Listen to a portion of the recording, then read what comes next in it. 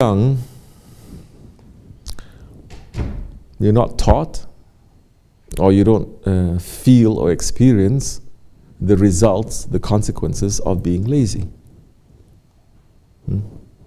Everything is upbringing, no? When your parents, either they care or they love you too much, or they don't care, and they let you to be like that. Teachers, educators, everyone that is around you, when they see something is wrong, and they just let you to be like that. They're not raising you, they're busy with their lives. They're not raising you, they're busy with their lives. When they're raising you, they'll see, okay, this kid is very good in this way, mashallah, this kid is not so good. We can try to do something, this kid is like this. As much as you can in Islam is very fair. They say until they reach to a certain age, it's not even after that, till they reach to the age of, number one is baligh, yeah? Which is maturity. Reason, they can reason by themselves. Once they can reason by themselves, then you don't say too much. You cannot, now it's like, you know how the bamboo is growing straight and tall? You cannot bend it just like that. But they say, but if you want to bend the bamboo, when it's just coming out, when it's a shoot, then you bend it. What? You're going to change people that they have all these kind of characteristics when they are not only mature, when they are 20, 30, 40 years old? I'm not saying it's impossible. I'm saying it's very difficult. You can still bend bamboo, right? When it's mature. How? You have to split it. You have to heat it up. You have to put fire to it, and then you bend it. Then you have to tie it. How difficult is that? Meaning man, after they reach a certain age, you cannot change them. They may say, that you cannot. A little bit, you're seeing that. If they want to change. And tariqat is not for forcing people. We say, we give sohbat. We don't give advice, because only prophets give advice. We say like this and like this. Up to you. You want to change, you change. That is maturity. So you have to start. You have to say, this is good when they're like this. This is not so good when they're like that.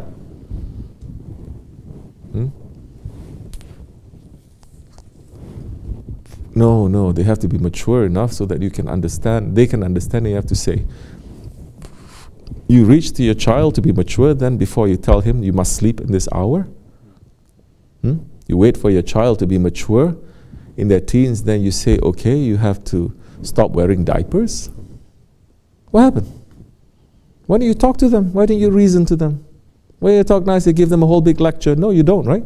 Because there's certain basic things that you know that they have to pick up, certain skills. To be hardworking is a skill. But if the child is raised to be like that, and they don't have to answer for it, what do you expect them to be later on? Same way, they find a way that is just going to be in a situation where it's comfortable to be like that until they die. Or until they hit something, they say, nope, I cannot do it like this. Living in my parents' basement, I can. But once I come out, I cannot. Okay? So, don't you see? Even a punishment is a rahmat. But this punishment is not Allah punishing us. We are punishing ourselves. Even that is a mercy. And Allah is saying, the sign that Allah does not love that servant, He's not even going to give him a toothache. None. Nothing. Why should a person be caring about how his room looks? If he's been raised like that, every time he makes a mess, mother is going to clean up.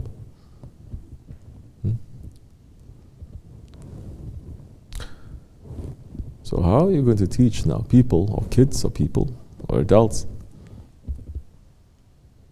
that there are consequences to their actions? You can speak, you can say, but they're not going to believe you until they go through it.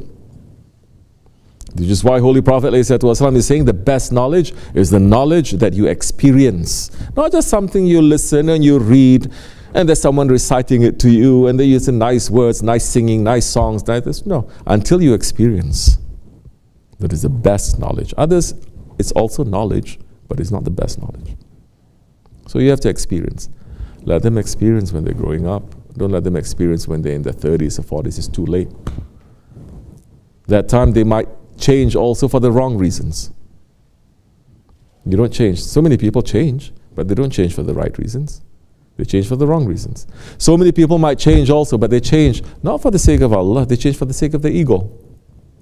So many people become good too. Yeah, it's good.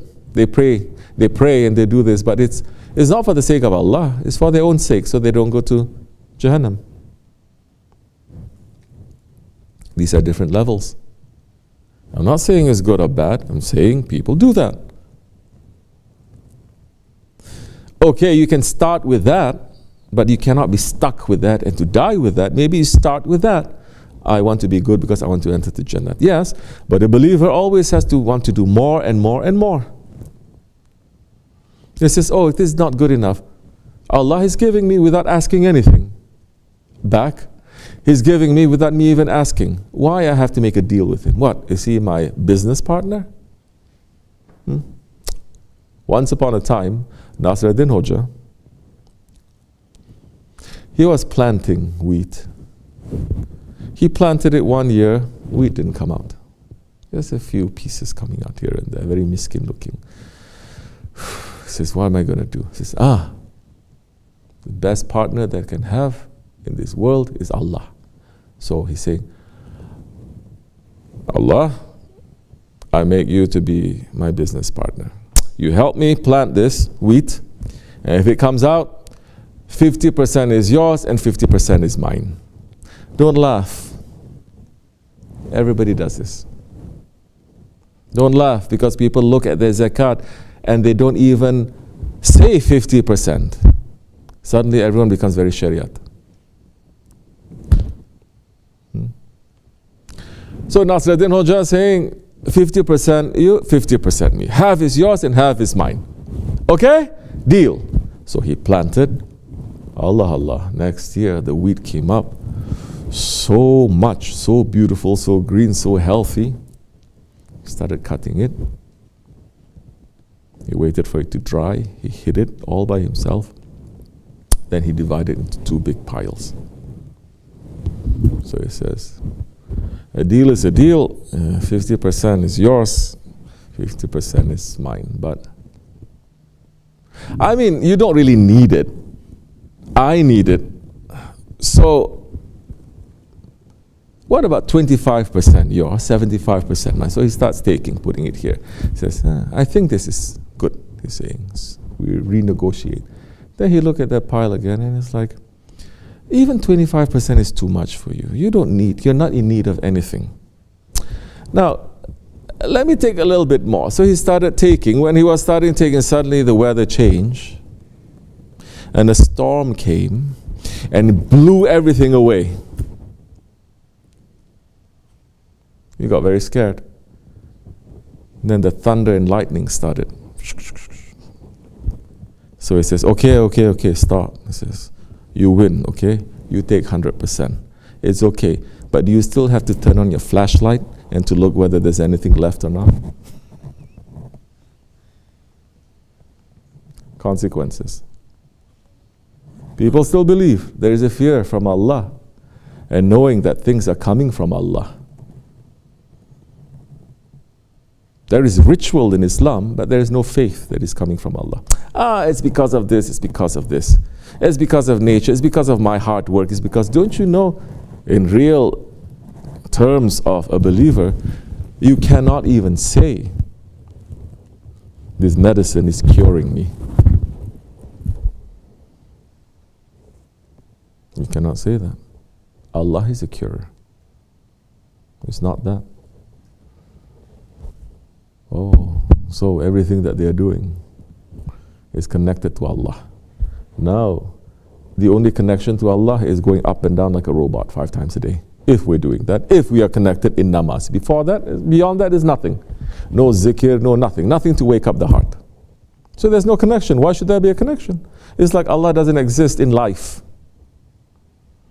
Only namaz, Ramazan, a little bit here, a little bit there. Only in Kaaba, He's there. I feel really nice if I go there.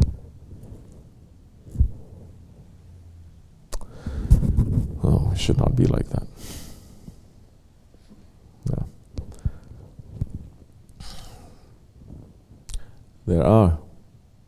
We're not asking Allah to punish us. We cannot bear His punishment. We're not asking Allah subhanahu wa ta'ala to be a judge. We're asking Him to be merciful.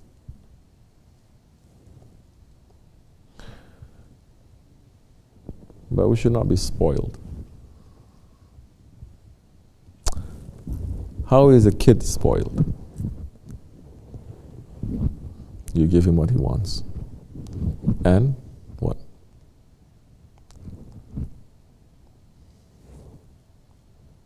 You remove any adversity. No. He's surrounded by people who will give him what he wants. Correct? Okay. People, situations. People make the situations anyway. So even if he crashes his car, don't worry, it's okay. Even if he does this, don't worry, it's okay. Even if he does that, don't worry. So it's not really situations. The people who will change the situation.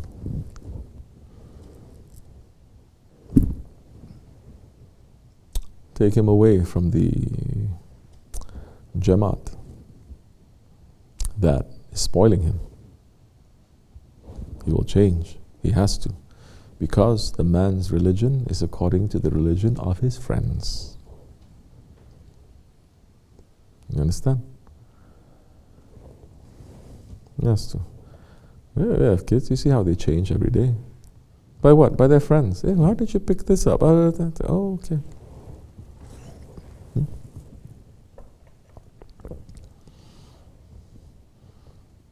So, I mean, people are lazy. All of you are. We're coming here, we don't know this, we don't know that, but at least by voluntary, willingly, we pulled ourselves away from those situations and those people and their surroundings and everything, that we can just get anything easily, and we're putting ourselves here. We're holding on to Shaykh Effendi. Is he forcing us? No. Is he giving us anything? No.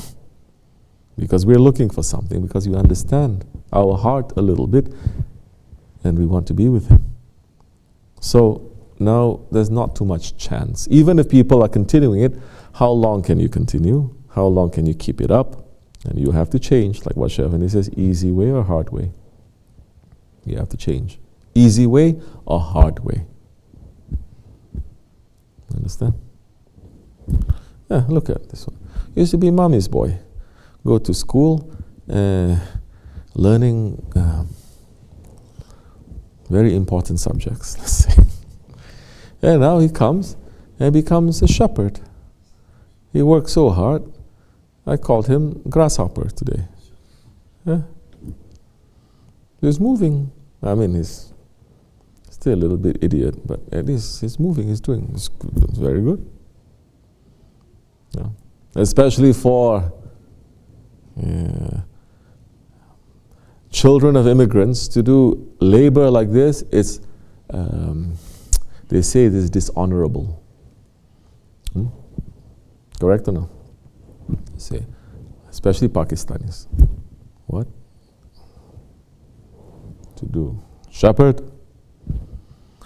We came out from that to become doctors and lawyers and engineers, don't you know? You are my children to do that. I say, but every prophet was a shepherd.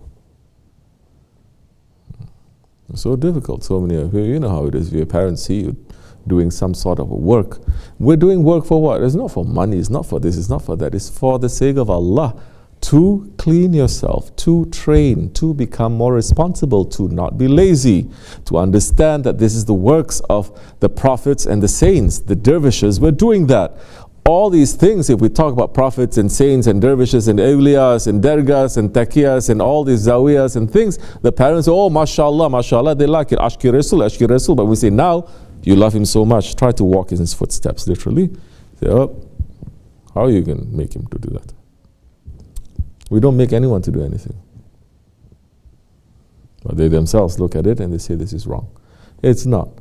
Some people say, oh, it is not our class. We're not in that class. What class? Huh? You think you're sitting on the throne? The only throne that you sit on is there in the toilet. That is your throne. You sit on that throne to know this is my throne. And look at what kind of dirtiness comes out from you. So, no need to be so proud like that. So these are the things that, especially growing up, we expose it. We teach. What are we teaching? We're teaching the birds to fly, and we're teaching the fish to swim.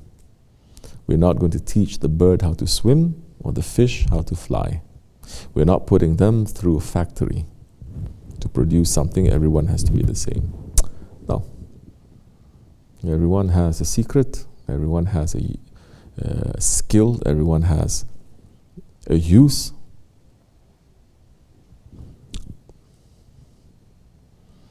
You only need a good leader who's able to work everything properly. If your brain is not working, you cannot even move your fingers. No, the brain is not moving. But if you are not going to obey the brain, you cannot move. The whole body cannot move. May Allah not test us with that. This much is enough. وَمِنَ اللَّهِ تَوْفِيقٍ. Al-Fatiha.